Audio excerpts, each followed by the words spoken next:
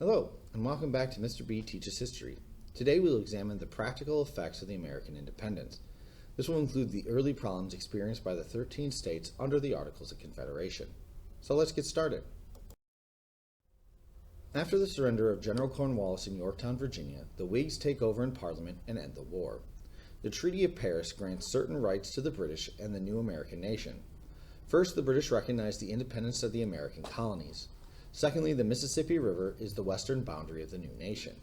The British and Americans are guaranteed fishing rights off the coast of Canada. The Americans were forced to pay the British merchant debts from before the war and honor and return the property claims of the Loyalists. They never did. The British needed to remove their forts from the Northwest Territory. They did not. The end of the war led to several key changes in American culture and society.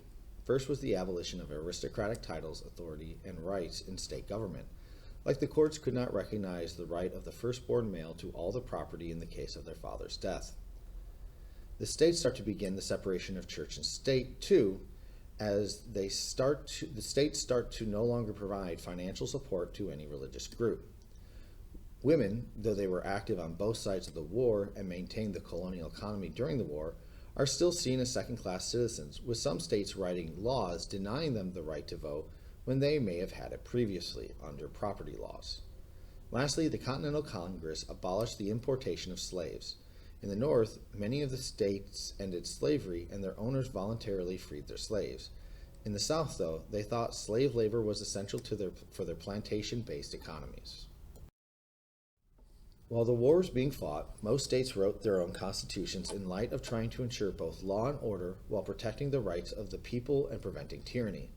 Some state constitutions have similar features, like a list of rights that the state cannot violate, separating the powers of government between different branches, extending the right to vote to all white males who own property, and higher qualifications than voting to hold any elected office.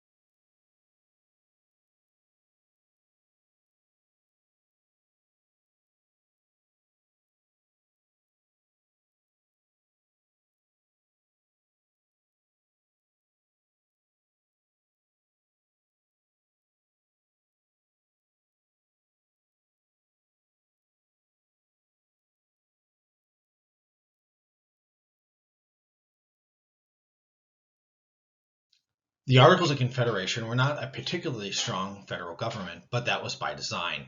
The United States just got out of the war with a strong government and they did not want to go back. So, in that perspective, the weaknesses of the Articles of the federal government when compared to the states was a strength of the government in the eyes of many people. On top of that, it did accomplish several things that influenced the future of the United States. First, it was the government that negotiated peace with Great Britain. Secondly, it passed a land ordinance of 1785 that surveyed the lands in the western United States.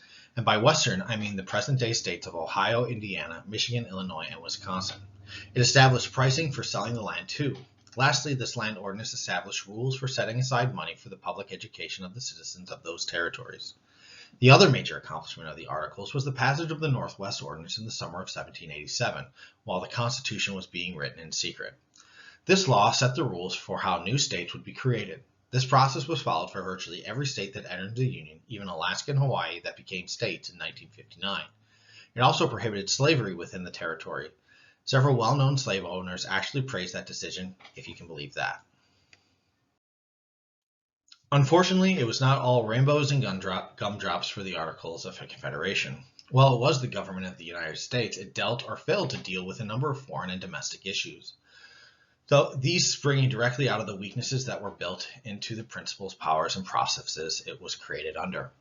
While the Congress could requisition taxes, troops, and supplies for the states, without an executive to enforce those decisions, they had no way to ensure that they ever got them. This means that the Congress usually did not have enough money to pay the bills and debts, which meant foreign countries did not want to trade with us as punishment for not paying our debts to them. Because we did not have an executive branch to enforce treaties and laws, both states and foreign countries took advantage of the situation by not respecting the land rights of the Western settlers. The British refused to leave the forts, and even Spain shut down the port of New Orleans to our ships so that we could not use the Mississippi River to travel or trade in the Western states. Since Congress could not make any laws regulating trade, both foreign countries and the states took advantage of each other by passing tariffs on imports and exports. All of these problems are what led to the states to propose a convention in May of 1787 in Philadelphia to amend the Articles of Confederation. They had tried to do it in Congress, but the states' self-interest got in the way. Daniel Shays was a farmer in Massachusetts and soldier in the American Continental Army. Due to the needs of the nation, he expanded his farms during the Revolution and took on more debt to do so. After war, the demand for agricultural products fell, and so did he in his debt repayments. Fearing of being imprisoned to debtors' prisons, he raised an army of like-minded farmers and other people in western Massachusetts and shut down the courts so they could not do business and confiscate people's property or send them to debtors' prisons. They did this throughout the state while the government raised a private army to confront Shays and protect the federal arsenal in Springfield.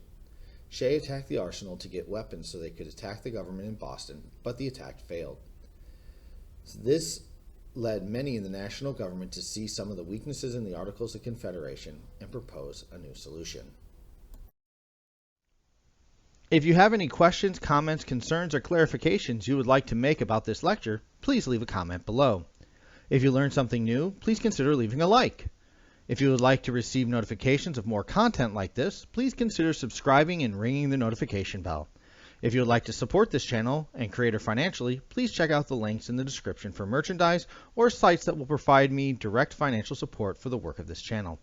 Thank you for your time and have a great day. Class dismissed.